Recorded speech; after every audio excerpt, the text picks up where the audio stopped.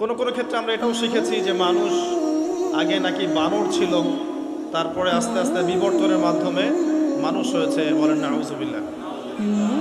আমরা যারা জেনারেল ব্যাকগ্রাউন্ডে পড়াশোনা করেছি, আমরা যখন হিস্ট্রির বইগুলো পড়ি, সোশিওলজির বইগুলো পড়ি, ফিলোসফির বইগুলো পড়ি, তখন মনে হয় যে আমাদের সামনে এমনভাবে উপস্থাপন করা হয় যেন সভ্যতা শুরু হয়েছে পশ্চিমাদের দ্বারা। এভাবে উপস্থাপন করা হয় প্রত্যেকটা আদর্শ, প্রত্যেকটা দর্শন, প্রত্যেকটা থিওরি, ইনভেনশন, সায়েন্টিফিক এবং টেকনোলজিক্যাল রেভলিউশন, প্রত্যেকটা বিষয়কে সম্বোধন করা হয় পশ্চিমাদের দিকে, এবং আমাদেরকে বোঝানো হয় অনেকটা এভাবে, সরাসরি না হলেও পরোক্ষভাবে বোঝানো হয় যে পশ্চিমারাই সভ্যতার ধারক এবং বাহক, এমনটা বোঝানোর চেষ্টা করা হয়। কোনো কোনো ক্ষেত্রে আমরা এটাও শিখেছি যে মানুষ আগে নাকি বানর ছিল, তারপরে আস্তে আস্তে বিবর্তনের মাধ্যমে মানুষ হয়েছে। বলেন নাউজুবিল্লাহ। এই মেথডটার নাম কি? জি হ্যাঁ, ডারউইনের কি? হ্যাঁ, বিবর্তনবাদ। ডারউইনের কি? বিবর্তনবাদ। এটা পড়েছেন না? অনেক জায়গায় পড়েছেন, যদিও এটা প্রতিষ্ঠিত কোনো সত্য নয়, কিন্তু আমরা কিন্তু পড়েছি, অনেকে হজম করেছি। আবার আমরা অনেক সময় সমাজ বিজ্ঞানের বইগুলোতে এরকম পড়ছিলাম যে মানুষ আগে বন্য প্রাণীদের মতো জীবনযাপন করত, গাছের ছালপাতা গায়ে জড়াতো, শিকার করত, গুহায় বসবাস করত। অমুক দেশে একটা গুহা পাওয়া গেছে যেখানে কোটি কোটি বছর আগের ছবি পাওয়া গেছে। এভাবে আমাদের ব্রেনটাকে ওয়াশ করানো হয়, বোঝানো হয় যে এভাবেই সভ্যতা শুরু হয়েছে, কিন্তু এর প্রতিটি কথাই হচ্ছে ডাহা, মিথ্যা। আমরা আল কোরআন থেকে দেখছি, বিসমিল্লাহির রহমানির রহিম, আল্লাহ পাক বলছেন, ওয়াইজ ক্বালা রাব্বুকা লিল মালাইকা ইন্নী জাইলুন ফিল আরদি খলিফা। সভ্যতা শুরু হচ্ছে। আল্লাহ পাক বলছেন, স্মরণ করো সেই সময়ের কথা যখন তোমার রব, কার রব? মুহাম্মদ সাল্লাল্লাহু আলাইহি ওয়াসাল্লাম, তোমার রব ফেরেশতাদেরকে বলেছিলেন, নিশ্চয়ই আমি পৃথিবীতে আমার খলিফা পাঠাতে চাই। এর আগে কি ছিল? এর আগে আল্লাহ পাক একা ছিলেন, আর কিছু ছিল না। হুয়াল আউয়াল ওয়াল আখির ওয়াজ যাহির ওয়াল বাতিন ওয়া হুয়া বিকুল্লি শাইইন আলিম। সূরা হাদীদ। আল্লাহ পাক একা ছিলেন, কোনো কিছু ছিল না, আল্লাহ একা ছিলেন। আবার কোনো কিছু যখন থাকবে না, আল্লাহ একা থাকবেন। কুল্লু মান আলাইহা ফান ওয়া ইয়াবকা ওয়াজহু রাব্বিকা যুল জালালি ওয়াল ইকরাম। এই বিষয়ে কোনো দ্বিমত আছে? এরপরে আল্লাহ পাক সৃষ্টি করেছেন আরশে আজিম। কি সৃষ্টি করেছেন? বিশাল আরশ, যার ছায়ায় আল্লাহ পাক কিয়ামতের মাঠে 7 শ্রেণীর মানুষকে ছায়া দিবেন।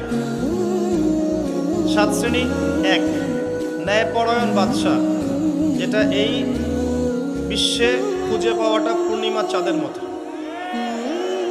2, সেই যুবক যে তার পুরো যৌবনকাল আল্লাহর পথে ব্যয় করেছে।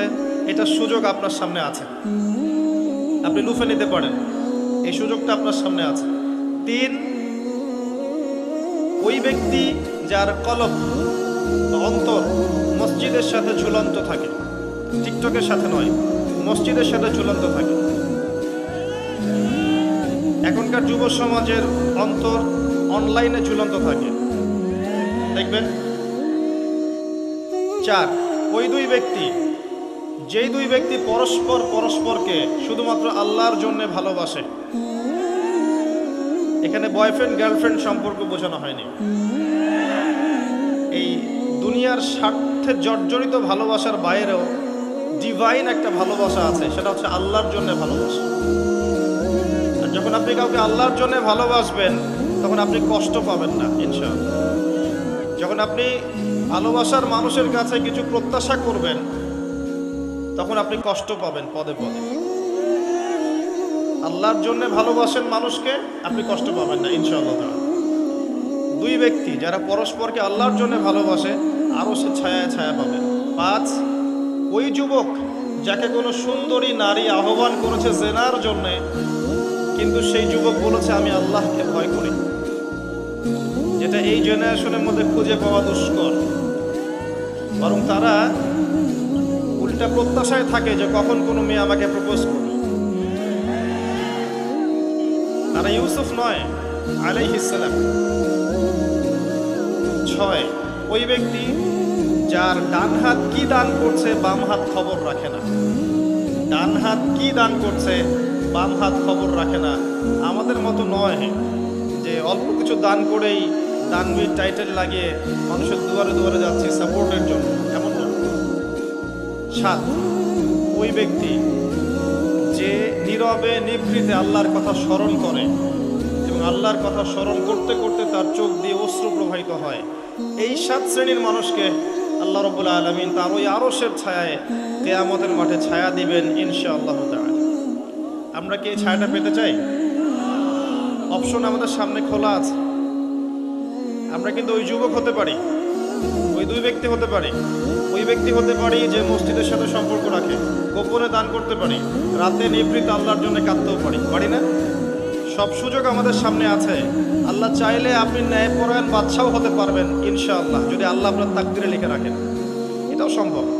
চলে আসেন, আরশে আজিমের পরে আল্লাহ পাক সৃষ্টি করেছেন কলম, এবং কলম সৃষ্টি করে আল্লাহ পাক পুরো মহাবিশ্বের তাকদির লিখেছেন।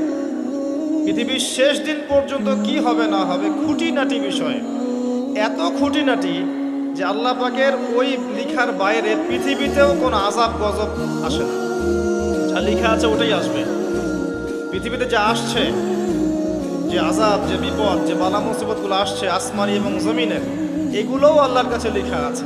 বলেন সুবহানাল্লাহ।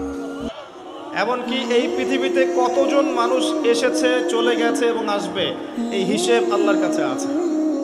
চিন্তা করতে পারেন পৃথিবীতে কত মাখলুক আছে, হিসেব আল্লাহর কাছে আছে। এই মহাবিশ্বে কত গ্যালাক্সিজ আছে, গ্রহ নক্ষত্র আছে, আল্লাহর কাছে হিসেব আছে। পিঁপড়া কতটুকু আছে এই পৃথিবীতে, এটা আল্লাহ জানেন কতগুলো আছে। সমুদ্রের নিচে কি আছে আল্লাহ জানেন। প্রতিটা বিষয় মহাবিশ্বের লিখিত হয়ে গেছে। এখন যে আল্লাহর কাছে সব লিখিত আছে, সেই আল্লাহ কি আমার রিজিকের মালিক নন? তাহলে রিজিক নিয়ে এত টেনশন করার কি আছে ভাই? টেনশনে কিছু আছে?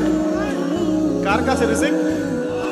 আল্লাহ লিখে রাখছেন না ইনশাআল্লাহ। এর বাইরে কিছু হবে না। অতএব এত দুশ্চিন্তার কিছু নাই।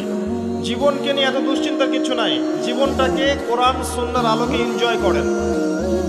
একটা বই আছে না, এনজয় ইওর লাইফ, ওইটা পড়েছেন? কোরআন সুন্নাহকে দিয়ে জীবনকে এনজয় করা যায়। কোরআন এবং সুন্নাহর আনুগত্যের মধ্য দিয়ে আপনি জীবনকে উপভোগ করেন।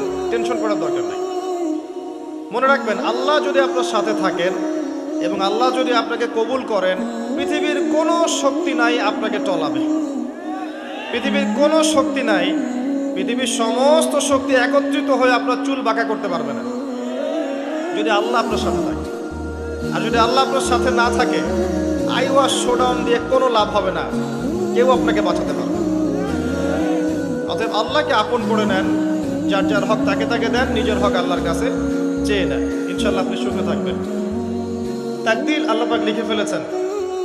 এরপরে আল্লাহ রাব্বুল আলামিন কি লিখেছেন? এরপরে আল্লাহ রাব্বুল আলামিন মহাবিশ্ব সৃষ্টি করেছেন 6 দিনে। কয় দিনে? কোরআনে দলিল আছে, হুয়াল্লাযী খালাকাস সামাওয়াতি ওয়াল আরদা ফি সিত্তাতি আইয়াম। তিনি সেই আল্লাহ যিনি আসমান সমূহ, একটা আসমান নয়, আসমান সমূহ মানে যতগুলো আসমান আছে। আর আমরা জানি 7টা আসমান আছে। কয়টা? 7টা মহাবিশ্ব আছে। এখন পর্যন্ত সায়েন্স যত কিছু আবিষ্কার করেছে, এগুলো প্রথম মহাবিশ্বের আবিষ্কার। দ্বিতীয়টাতে ওরা যেতেই পারেনি এখন পর্যন্ত। অতদূর পর্যন্ত স্পেসশিপ যেতেই পারবে না। আপনারা কি বুঝতে পারছেন? এটা প্রথম আসমানের বিষয়। এরকম আরো 6টা আসমান মহাবিশ্ব আল্লাহ পাক প্রস্তুত করেছেন। তারপরে আছে সিদরাতুল মুনতাহা, তার উপর একটা মহাসাগর আছে, তারপরে কুরসি, তার উপর আরশে আজিম। আর আরশে আজিমের উপরে আল্লাহ সুবহানাহু ওয়া তাআলা। এখানে একজন মানুষ ওই পর্যন্ত চলে গিয়েছিলেন। তিনি কে? মুহাম্মদুর রাসূলুল্লাহ সাল্লাল্লাহু আলাইহি ওয়াসাল্লাম। তার মর্যাদা আর বোঝার বাকি আছে? তো সবার প্রতি অনুরোধ থাকবে, সেই ব্যক্তি, সেই নবী মুহাম্মদ সাল্লাল্লাহু আলাইহি ওয়াসাল্লামের সুন্নাহ মাফিক জীবনযাপন করেন। আল্লাহ পাক তৌফিক দান করুন। এবং এই সুন্নাহটা জীবনের একটা ক্ষেত্রে মানলে হবে না, জীবনের সমস্ত ক্ষেত্রেই মানতে চেষ্টা করতে হবে। আল্লাহ পাক তৌফিক দান করুন। আল্লাহ রাব্বুল আলামিন এরপরে মহাবিশ্ব সৃষ্টি করে দীর্ঘদিন পর্যন্ত, অনন্তকাল বলবো না, দীর্ঘদিন পর্যন্ত মানুষ সৃষ্টি করেন নাই। জি, সূরা দাহরের প্রথম আয়াতে আল্লাহ পাক বলেছেন, হাল আতা আলাল ইনসান হিনুম মিনাদ দাহরি লাম ইয়াকুন শাইআম মাযকুরা। মানুষের উপরে এমন একটা সময় চলে গেছে যে মানুষ কোনো আলোচ্য বিষয় ছিল না। মানে মানুষ সৃষ্টি করা হবে, এখন দুনিয়া যা হচ্ছে দেখতে পাচ্ছেন, আমরা কোনো টপিকই ছিলাম না। এত সময় চলে গেছে মহাবিশ্ব, এখন মনে হয় দুনিয়াটা আমাদের, তাই না? মানুষই সব, মানুষই এই দুনিয়ার পলিটিক্যাল মালিক, ইকোনমিক মালিক, সংস্কৃতির মালিক, পরিবার, ব্যক্তি, সমাজ, সব কিছু মালিককে মালিক মনে হয় এখন মানুষকে। কিন্তু এমন একটা সময় ছিল যখন আল্লাহ বলছেন মানুষ সৃষ্টি হবে, এই বিষয়টা অনেক দূরের পথ ছিল। আল্লাহর জ্ঞানে ছিল, কিন্তু মহাবিশ্বে মানুষের অস্তিত্ব ছিল না। এই মহাবিশ্বেই মানুষের অস্তিত্ব ছিল না। আল্লাহ রাব্বুল আলামিন মহাবিশ্ব সৃষ্টি করেছেন কুন ফায়াকুন, হও হয়ে যাও। সূরা আম্বিয়ার 30 নম্বর আয়াতে আল্লাহ পাক বলেছেন, আওয়ালাম ইয়ারাল্লাযীনা কাফারু, কাফেররা কি লক্ষ্য করে দেখে না, আন্নাস সামাওয়াতি ওয়াল আরদা কানাতা রাতকান ফাফাতাকনাহুমা, কাফেররা কি লক্ষ্য করে দেখে না যে আসমান সমূহ এবং জমিন একটা বিন্দুর মধ্যে একত্রিত ছিল, আমি আল্লাহ এটাকে বিস্ফোরিত করে দিয়েছি, পৃথক করে দিয়েছি। এটা সায়েন্সের একটা থিওরির সাথে মেলে না। কোন থিওরি? তারা বলছে বিগ ব্যাং থেকে সব সৃষ্টি হয়েছে, আর আল্লাহ পাক বলছেন বিগ ব্যাং আমি ঘটিয়েছি। তাহলে চিন্তা যেখানে শেষ, আল্লাহ পাকের কুদরত সেখান থেকে কি শুরু। আমরা সীমাবদ্ধতা বুঝতে পারছি সায়েন্সের। আমি নিজেও সায়েন্সের ছাত্র, বাট আমি এটা স্বীকার করি যে সায়েন্স সব কিছুর সমাধান দিতে পারবে না। কারণ আপনি কমন একটা প্রশ্ন করেন যে রূহ কাকে বলে, সায়েন্সকে বলেন যে can you give us the definition of রূহ, আমাদেরকে রূহের সংজ্ঞা দিতে পারবেন? রূহটা কঠিন নাকি তরল, না বায়বীয় নাকি, আপনি কি ব্যাখ্যা করতে পারবেন? পারবেন না। সিম্পল। জিন জাতির ব্যাখ্যা দেন, ফেরেশতার ব্যাখ্যা দেন, কবরের আযাবের ব্যাখ্যা দেন, জান্নাত জাহান্নাম, হুর পরীর ব্যাখ্যা দেন। হুর পরি না, হুরুন আইন, ভুল হয়েছে, হুরুন আইন, মিজান, ফুলসিরাত, এগুলোর ব্যাখ্যা দিতে পারবে? আমাদের আত্মাটারই তো ব্যাখ্যা